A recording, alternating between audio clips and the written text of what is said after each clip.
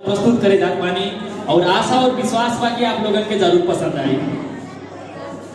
और ये गजल के शीर्षक बा मर्सवार आजाद हो गई।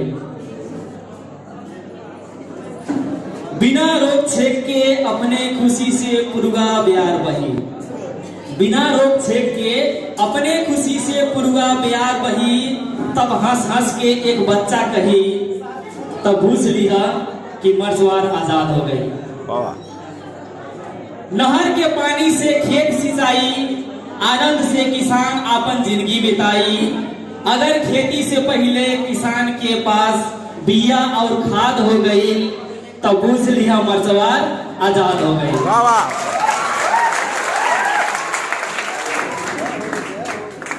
देखा, धर्म से बड़ा कर्म होला, धर्म से बड़ा कर्म होला। कर्म कैले में तनिको ना शर्म होला। धर्म के धंधा और बेरोजगारी के अंडा जहिया मुर्दाबाद हो गई, तभी बूझ लिया कि मर्सवार आजाद हो गई।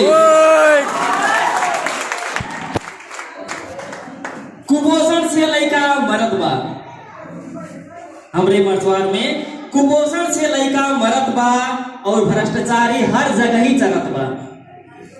कुपोषण से लइका मरत बा और भ्रष्टाचारी हर जगह ही चलत बा।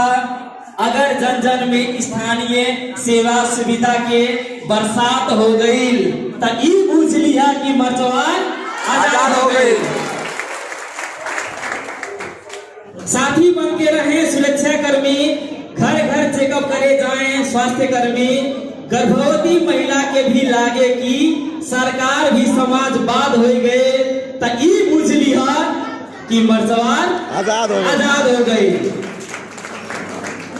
अंतिम शेर बा, बिना परेशानी आराम से दौड़े के मिली, बिना परेशानी आराम से दौड़े के मिली। रिंग रोड बनी किनारे किनारे पौधा खिली।